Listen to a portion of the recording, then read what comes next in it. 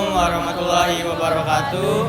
Perkenalkan, nama saya Aril Ferry Ardiansyah. Saya di sini perwakilan dari kelompok 8 yang akan menemani kalian untuk membahas tentang Pancasila sebagai ideologi negara. Sebelumnya izinkan kami untuk memperkenalkan diri. Saya Aril Ferry Ardiansyah dengan NIM 16056 25087. Oke, saya Revan Fakri dengan NIM 1604625017. Saya Maisela Rindu Andira dengan NIM 6046250043. Saya Muhammad Julian Jidan dengan NIM 16026250040. Kami berempat akan mewawancarai salah satu guru yang ada di SMA Satria ini. Untuk keseruannya, mari ikuti lebih lanjut. Ibu, saya ingin bertanya terlebih dahulu. Menurut Ibu, ideologi itu apa sih, Bu? Ideologi itu adalah sebuah cita-cita suatu bangsa, gagasan di mana ideologi itu menjadikan pedoman bagi masyarakatnya untuk bersikap, bertindak, dan berperilaku di dalam negara. Di sini saya dan teman-teman izin mengajukan beberapa pertanyaan.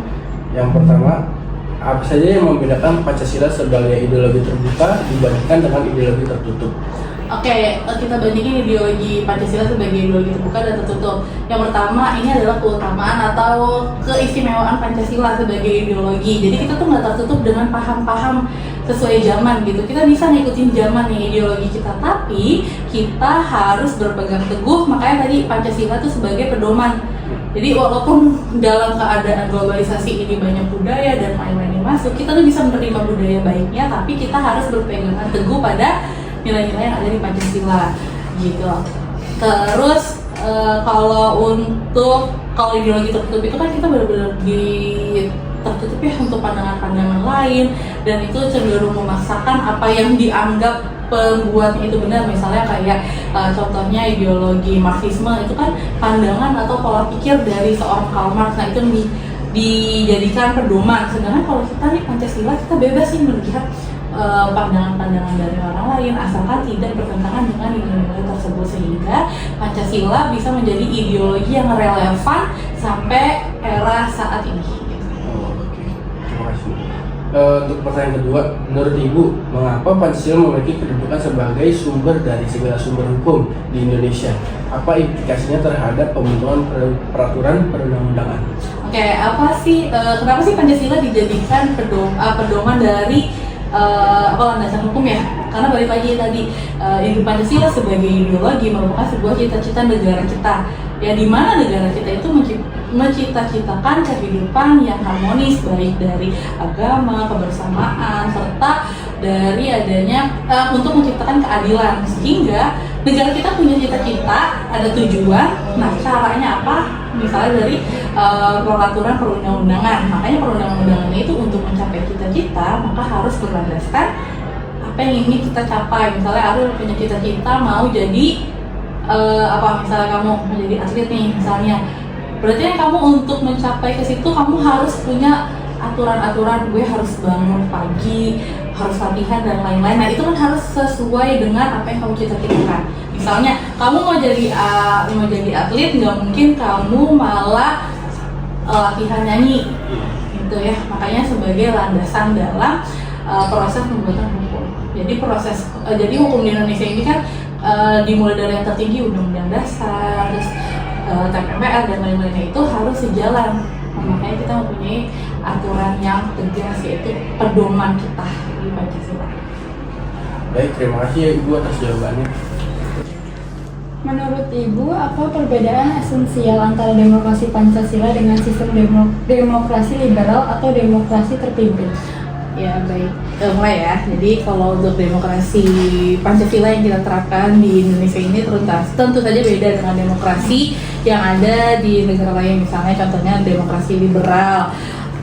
Demokrasi liberal itu sebenarnya demokrasi Pancasila itu kita mengambil nilai-nilai baik juga ya dari demokrasi liberal. Misalnya demokrasi liberal itu kan mengutamakan kebebasan berpendapat, lalu mengutamakan hak-hak masyarakat, sehingga kita ambil tuh nilai-nilai baiknya kita kristalisasi menjadi nilai-nilai Pancasila, sehingga di Pancasila pun kita ada tuh kebebasan tentang hak bermasyarakat, tentang hak berpendapat dan lain-lainnya. Cuman yang membuat beda, kita mengutamakan terutama nilai yang utama yang ada di Pancasila dengan liberal. Yang bedain adalah nilai-nilai musyawarah mufakat, kebersamaan dan lain-lain. Yang nilai itu tidak ada tuh di demokrasi liberal karena mereka mengutamakan idealisnya itu. Lalu untuk demokrasi terpimpin tentu aja berbeda dengan Pancasila, di mana Pancasila ini kan kita mengutamakan bahwa setiap masyarakat Indonesia itu mempunyai hak, ya, sedangkan di demokrasi terpimpin semua kekuasaan itu berada di pemimpinnya. Kita pernah menggunakan demokrasi itu tapi gagal. Di saat itu Soekarno pernah menggunakan demokrasi terpimpin tapi tidak sesuai dengan apa yang kita mau nih, ya, tidak sesuai dengan masyarakat Indonesia, sehingga demokrasi yang dipimpin oleh Soekarno pada era itu jatuh dan dipegang oleh Soeharto. Gitu. Jadi bedanya ya kayak gitu. Demokrasi Pancasila walaupun punya kebebasan tapi kita mengutamakan asas-asas musyawarah mufakat. Oke. Selanjutnya ada lagi satu ya Bu.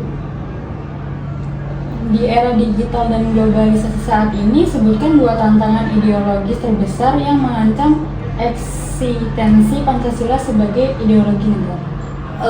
Yang paling utama dan yang paling utama banget nih yang sekarang ini sedang menjamur banget, terutama ke generasi muda atau kita sebut aja generasi Gen Z tuh lebih ke sikap individualistiknya, ya, dimana itu sangat bertentangan dengan nilai Pancasila ya, yang mengutamakan kebersamaan, gotong royong. Sekarang masyarakat lebih cenderung mengutamakan kepentingan sendiri gitu ya, kepentingan kelompok atau kepentingan bersama. Yang selanjutnya adalah banyaknya gerakan radikal yang ingin melepaskan diri atau bertentangan dengan ideologi Pancasila. Misalnya gerakan-gerakan yang menganut keagamaan atau kepercayaan lain-lain yang ingin merdeka sendiri atau gerakan separatis. Terima kasih ya Bu. Oke Bu, kita lanjut pertanyaan selanjutnya. Menurut Ibu, bagaimana sikap ideal seorang warga negara yang berpedoman pada Pancasila dalam menghadapi masuknya ideologi-ideologi asing yang bertentangan dengan kepribadian bangsa? Ya, oke, ini tentu aja sama tuh sama tadi, Pancasila sebagai pedoman hidup, ya. Artinya dalam kamu bersikap, berperilaku, berinteraksi dengan orang harus mengutamakan nilai-nilai Pancasila. Nilai-nilai Pancasila udah jelas banget tuh, ada sila 1 ketuhanan. Artinya dalam kamu komunikasi dengan teman, dengan sesama manusia, kamu harus mengutamakan nilai-nilai yang diajarkan oleh ketuhanan. Misalnya apa? Menjaga sopan santun dan lain-lain. Nah itu terkait lagi tuh nilai 1, sila ke-1 terkait ke sila ke-2, ya. Dengan kamu menjadi manusia yang bertuhan, maka kamu menjadi manusia yang beradab gitu. Nah kalau udah jadi manusia yang beradab, kamu udah berinteraksinya baik nih sama teman, akhirnya tercipta persatuan. Itu intinya. Jadi untuk Pancasila sebagai pedoman, ya idealnya tadi mengutamakan nilai-nilai ketuhanan, nilai-nilai kemanusiaan. Nilai kemanusiaan itu akan menciptakan persatuan itu akan menciptakan musyawarah yang mufakat akan menciptakan keadilan gitu. Terus pertanyaan selanjutnya, apa peran Pancasila dalam menjaga dan memperkuat persatuan Indonesia dalam sila ketiga di tengah keberagaman suku, agama, ras, dan antar golongan? peran Pancasila tadi balik lagi sebagai pedoman hidup. Jika kita sudah mengutamakan nilai-nilai persatuan, mengutamakan nilai-nilai atau kepentingan bersama, maka konflik SARA dan SARA atau konflik antar golongan itu akan sangat bisa ditekan, diminimalisir dengan adanya kesadaran rasa persatuan, dimana itu akan menciptakan toleransi sehingga konflik SARA itu ya akan hilang pada sendirinya. Oke Bu, terima kasih. Oke.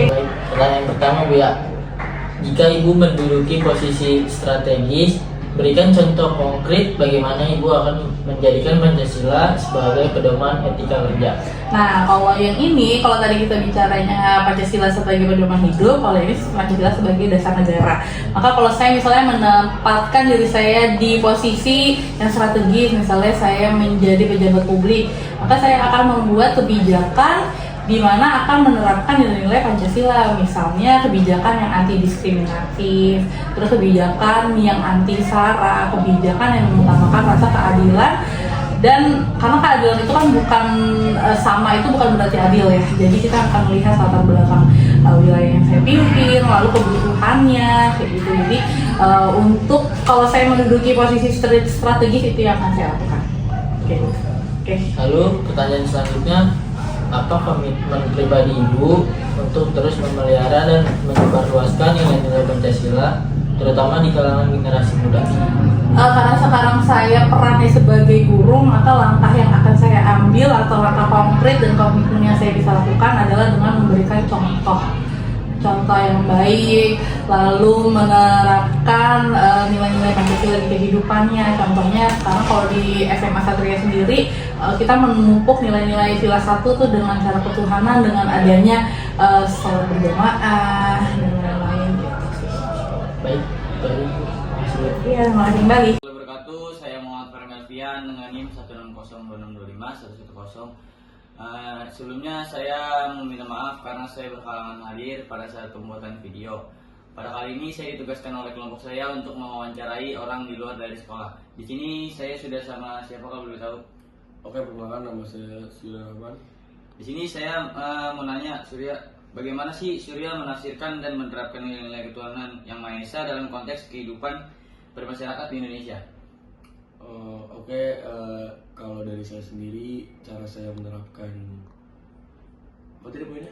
Ketuhanan yang Maha Esa. Ketuhanan yang Maha Esa dalam kehidupan sehari-hari, tentunya saya selalu berusaha ikut bersosialisasi dalam menjalankan sholat 5 waktu atau berjamaah di masjid dalam bermasyarakat. Kurang lebih itu dia jawabannya. Oke, pertanyaan selanjutnya Surya. Apa sih makna dari keadilan sosial bagi seluruh rakyat Indonesia dalam pandangan Surya? Lalu, bagaimana ideologi ini harus diwujudkan dalam program-program pemerintah dalam mengatasi kesenjangan ekonomi? Menurut saya, makna dari keadilan Sosial bagi seluruh rakyat Indonesia yaitu kita harus memberikan hak yang sama terhadap setiap individu dan tidak melihat pada latar belakangnya. Dan menurut saya, saran dari saya sendiri untuk pemerintah pada apa yang harus dikerjakan dalam program untuk mengatasi kesenjangan ekonomi ini, mungkin pemerintah bisa membuat program seperti pemberantasan kemiskinan, seperti memberi bantuan ataupun hal lainnya. Ya, lebih itu jawabannya. Oke, makasih ya Surya atas waktunya. Dadah guys, see you.